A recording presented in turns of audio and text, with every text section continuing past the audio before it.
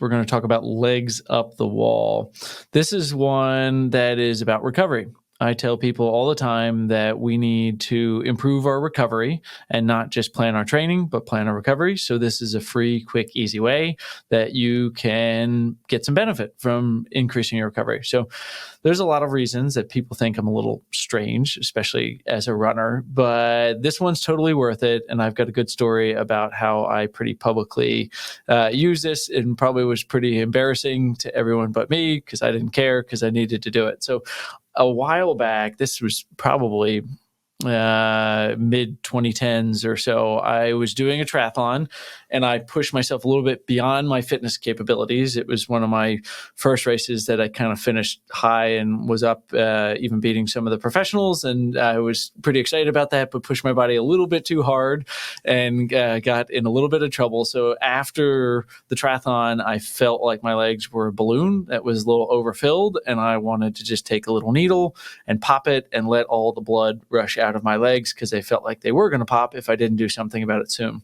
My wife, Devin, is, if you could be a professional spectator, if you could be good at spectating, she would be number one in the world. She is really good at getting to the right spot, being super helpful, and I'm so appreciative of her for so many reasons. But when I was doing a lot of triathlons, she was amazing at spectating, and she would come and do whatever I needed. So at the end of this race, she's an athletic trainer too, and we just said, well, you know what? We got to do legs up the wall. Well, there's no wall around. So I laid down on the ground, and I propped my heels up on her butt, and I laid there for about 10 or 15 minutes until my legs felt like they weren't about to burst anymore. And then I was able to get up and move around and felt pretty good actually after that. I think that really saved me and helped a lot. So this was a little bit more urgent care need for the legs up the wall. But the legs up the wall is something that can be done regularly and can really help to aid in recovery. And it's free and cheap and easy. It's not new. It did gain popularity a few years back, not just for athletes, but for overall heart health. I knew some cardiologists that said doing legs up the wall every night, everyone doing it, would be a great way to help with cardiovascular health and just overall circulation and well-being. So it's definitely something you don't have to be just a runner to help out with there. But the reason it's helpful is because it helps to circulate the blood back towards the core.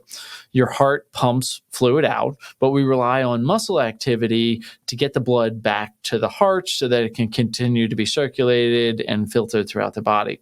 This is why sometimes I've used this term, and it's not original. I've heard other people say it, that your soleus, the one of the bigger calf muscles, is your second heart. It's also been called your second butt, but in this reason, we're calling it your second heart because it provides a strong muscle contraction that gets the fluid that's in your lower body back up and circulated up to your heart there.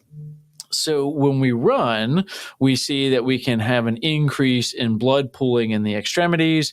A lot of the blood is going to the muscles that are doing a lot of work there, and it can pull up, and that can give that heaviness feeling that you get after a long run or a speed workout. That's a little bit of the blood there, and we need to increase the circulation to promote recovery. There's a couple alternative ways. This isn't the only way to do it, and I've used a few, but alternatively to legs up the wall, you could use the pneumatic compression sleeves. A lot of times these are like the recovery boots, so they have the air bladders that you sit down and you zip your legs in, and then it has a motion that helps to circulate the blood back up to the heart. I love these actually. So when we opened my Clinic Omega project back in 2018, a couple months before we opened it, we started getting equipment and getting everything ready while the space was still being built out.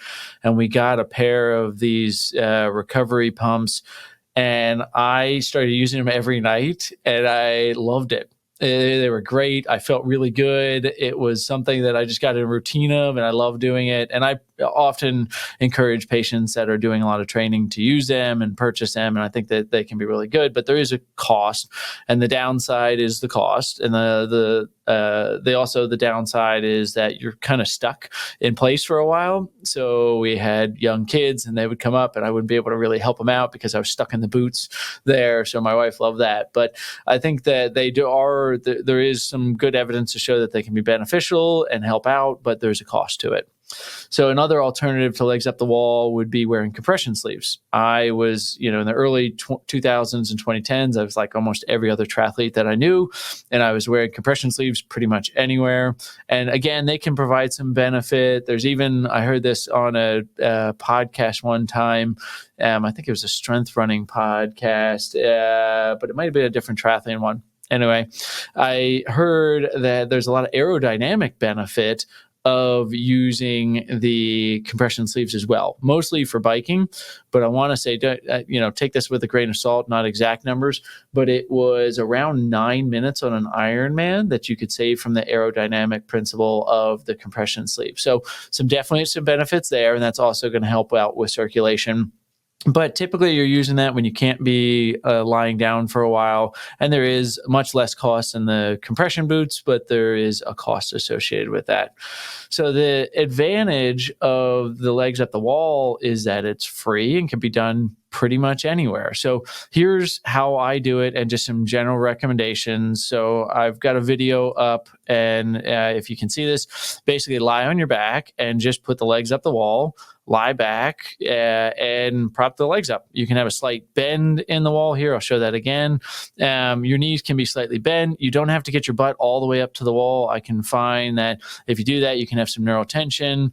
If you want to make it a little bit more comfortable, you can put something underneath of your back. You could put a pillow underneath of your head. You can do something just to help out that way. And just kind of taking a second, you can advance this by doing some breathing. It's pretty simple, quick, easy to do here. Shoot for 5 to 15 minutes. As you get more experience, you'll go longer, but start doing it just 5 minutes after a long workout. Ideally, you do it within 30 minutes of the run, but even doing it before you go to bed can be effective. The benefit of doing it closer after your run is that the blood vessels are already dilated a bit, and it's going to help to get the blood out. But if you don't have time to do it after the run and you want to do it before you go to bed, that's when I often do it there. I also use this as a chance to practice some diaphragmatic breathing. More on that in other episodes here.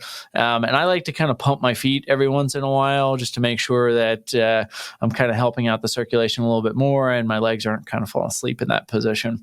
Don't do this if you have low back pain or if you have blood pressure issues, uncontrolled hypertension. I would not recommend it there. But give it a try and see what you think. Again, you can watch the video here. Send us your videos of you doing it if you have any advice. But it's just a real quick, easy, free way to help out with recovery, and we hope that it helps you, and love to hear your comments. Thanks. Like what you hear?